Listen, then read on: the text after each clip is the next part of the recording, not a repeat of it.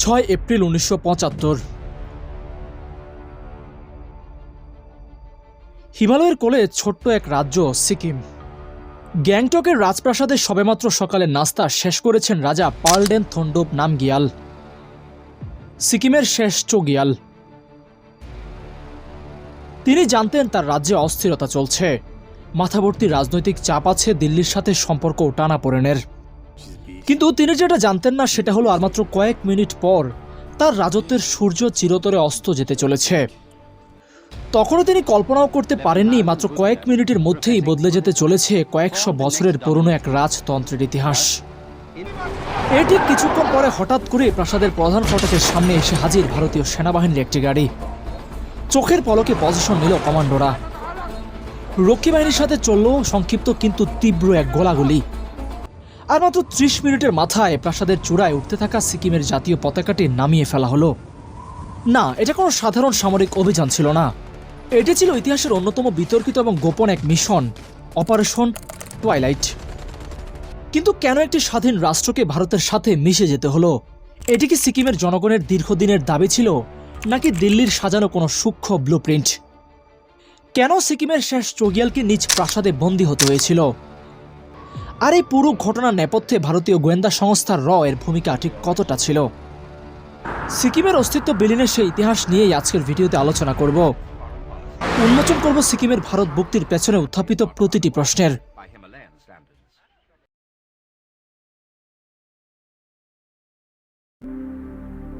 সিকিম হিমালয়ের কোলে লুকুনো এক অমূল্য রত্ন। কিন্তু মানচিত্রের দিকে তাকালে বোঝা যায় এই ছোট্ট রাজ্যটি কেন বিশ্বের দুই পরাশক্তি ভারত এবং চীনের কাছে দাবার খেলার সবচেয়ে গুরুত্বপূর্ণ গুটি ছিল। পৃথিবীর মানচিত্রে সিকিম এখন ভারতের একটি অঙ্গরাজ্য, কিন্তু 1975 সালের আগ পর্যন্ত হিমালয় কন্যা ছিল এক স্বাধীন সার্বভৌম রাজতন্ত্র। 350 বছরের পুরনো নামগিয়াল বংশের শাসন আর তিব্বতী সংস্কৃতির ছোঁয়ায় গড়ে ওঠা ছোট্ট রাজ্যটি কেন হঠাৎ বিশ্বের ভূরাজনীতির কেন্দ্রবিন্দু হয়ে উঠল? কেন একটি শান্ত পাহাড়ি জনপদকে ঘিরে ভারত এবং চীনের মধ্যে স্নায়ুযুদ্ধ শুরু হয়েছিল? সেটা অনেকেরই প্রশ্ন। তবে সিকিমের রাজতন্ত্র বা চোগাল শাসনের ইতিহাস শুরু হয়েছিল 1642 সালে। তিব্বত থেকে আসা ফুনৎসক নামগিয়াল যখন সিকিমের প্রথম রাজা হন, তখন থেকে এই রাজ্যটি তার নিজস্ব আইন, মুদ্রা এবং বিচার ব্যবস্থায় চলত। নামগিয়াল শাসকরা ছিল বৌদ্ধ ধর্মাবলম্বী এবং তিব্বতের সাথে তাদের ছিল আত্মিক এবং আধ্যাত্মিক সম্পর্ক। শত শত বছর ধরে সিকিম তার প্রতিবেশী ভুটান, নেপাল এবং তিব্বতের সাথে লড়াই করে নিজের সীমানা রক্ষা করেছে। কিন্তু 1890 সালে ব্রিটিশরা যখন সিকিমের উপর তাদের নজর দেয়, তখন থেকেই রাজতন্ত্রের ক্ষমতা সীমিত হতে শুরু করে। ব্রিটিশরা সিকিমকে তাদের প্রটেক্টেড বা সংরক্ষিত রাজ্য হিসেবে ঘোষণা করে। তবে ব্রিটিশরা রাজার অভ্যন্তরীণ শাসন ব্যবস্থায় খুব একটা হস্তক্ষেপ করত না। তাদের মূল উদ্দেশ্য ছিল সিকিমের ভেতর দিয়ে তিব্বতের সাথে রমরমা ব্যবসা বাণিজ্য চালিয়ে যাওয়া। 1947 সালে ভারত যখন ব্রিটিশ শাসন থেকে মুক্তি পায়, তখন ভারতের 565টি দেশীয় রাজ্যের প্রায় সবাই ভারতের সাথে যুক্ত হয়ে যায়।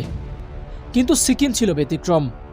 সিকিমের রাজা চোগাল এবং তৎকালীন ভারতের প্রধানমন্ত্রী জওহরলাল নেহরুর মধ্যে এক ধরনের ব্যক্তিগত সুসম্পর্ক ছিল। নেহরু চেয়েছিলেন সিকিম তার স্বায়ত্তশাসন বজায় রাখুক। এরই প্রেক্ষিতে 1950 সালে স্বাক্ষরিত হয় ঐতিহাসিক ইন্দো সিকিম ট্রিটি। এই চুক্তি অনুযায়ী সিকিম ভারতের একটি অঙ্গরাজ্য নয়, বরং একটি সুরক্ষিত রাষ্ট্র হিসেবে স্বীকৃতি পায়।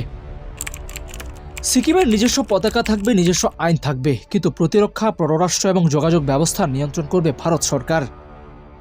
কিন্তু এই চুক্তির আড়ালে একটি বড় ফাটল ছিল, জনতান্ত্রিক পরিবর্তন। গত 1 শতাব্দীতে সিকিমে নেপালি বংশোদ্ভূত মানুষের সংখ্যা বৃদ্ধি পেয়েছিল প্রায় 75%, আর আদিবাসী ভুটিয়া ল্যাপচারা হয়ে পড়েছিল সংখ্যালঘু। এই জনতান্ত্রিক পরিবর্তনই পরবর্তীতে সিকিমের স্বাধীনতার কফিনে শেষ পেরেকটি ঠুকে দিয়েছিল। সিকিমের অধিকাংশ মানুষ ছিল হিন্দু নেপালি, অথচ শাসন ক্ষমতা ছিল বৌদ্ধ ভুটিয়া রাজাদের হাতে। দিল্লি এই সুযোগটি কাজে লাগাতে চেয়েছিল। নেপালি বংশোদ্ভূত সিকিমিজদের নেতা কাজী লেন্তুপ দর্জি হয়ে ওঠেন ভারতের প্রধান মিত্র। রাজতন্ত্রের একচ্ছত্র ক্ষমতার বিরুদ্ধে সাধারণ মানুষের ক্ষোভকে পুঁজি করে সিকিমের রাজনীতিতে অস্থিরতা তৈরি হতে থাকে। রাজপ্রাসাদ যখন বিলাসিতায় মত্ত, তখন গ্যাংটকের রাস্তায় রাস্তায় স্লোগান উঠছিল, রাজতন্ত্র নিপাত যাক, গণতন্ত্র মুক্তি পাক। আর এই গণতন্ত্রের দাবির আড়ালে দিল্লি ধীরে ধীরে সিকিমের শাসনের চাবিকাঠি নিজের হাতে নেওয়ার চূড়ান্ত প্রস্তুতি সম্পন্ন করেছিল। কিন্তু সময়ের সাথে সাথে সিকিম ভারতের জন্য আরও গুরুত্বপূর্ণ একটা ভূখণ্ড হয়ে ওঠে।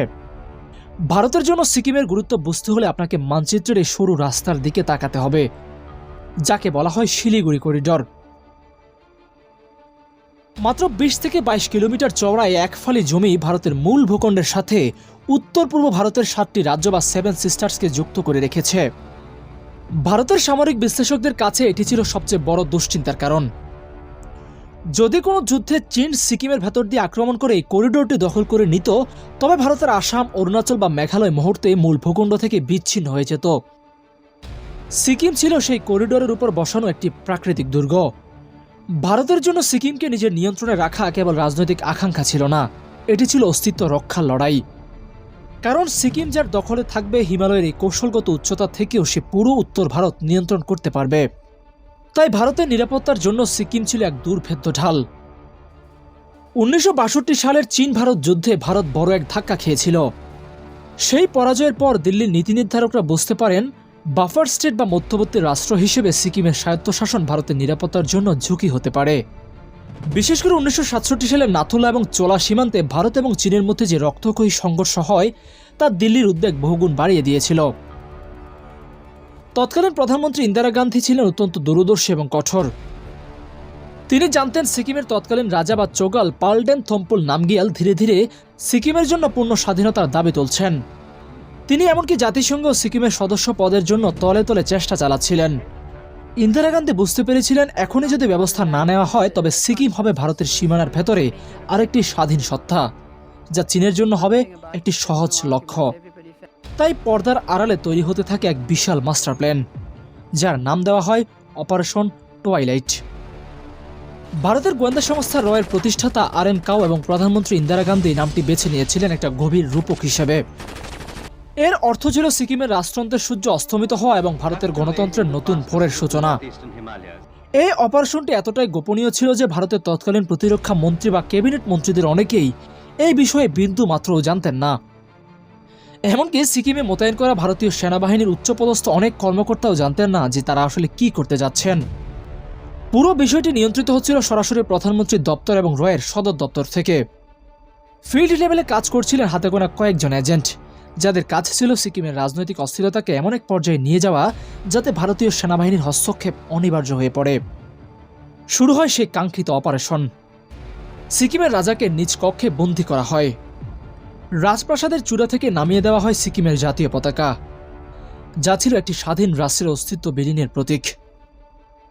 ১০ এপ্রিল ১৯৭৫ সিকিম অ্যাসেম্বলি একটি বিশেষ প্রস্তাব পাশ করে, যেখানে রাষ্ট্রযন্ত্র বিলুপ্ত ঘোষণা করা হয় এবং ভারতের সাথে পূর্ণাঙ্গ একীভূত হওয়ার আবেদন জানানো হয়। মজার ব্যাপার হলো, এই অ্যাসেম্বলি তখন সম্পূর্ণভাবে ভারতের মনোনীত কর্মকর্তাদের দ্বারা নিয়ন্ত্রিত হচ্ছিল। ১৪ এপ্রিল ১৯৭৫ সিকিমে তড়িঘড়ি করে একটা গণভোট বা রেফারেন্ডাম আয়োজন করা হয়। অফিসিয়াল হিসেবে ৯৭.৫% মানুষ ভারতের পক্ষে ভোট দেয়।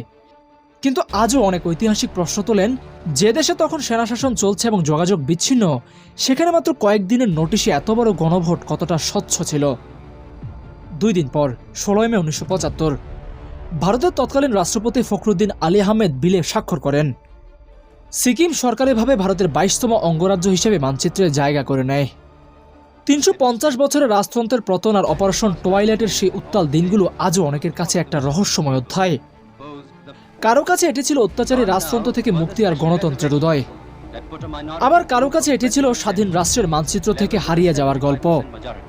তবে ঘটনা যেটাই হোক না কেন, হিমালয়ের এই ছোট্ট ভূখণ্ডটি আজও দক্ষিণ এশিয়ার ভূরাজনীতিতে একটি অবিচ্ছেদ্য অংশ হয়ে টিকে আছে।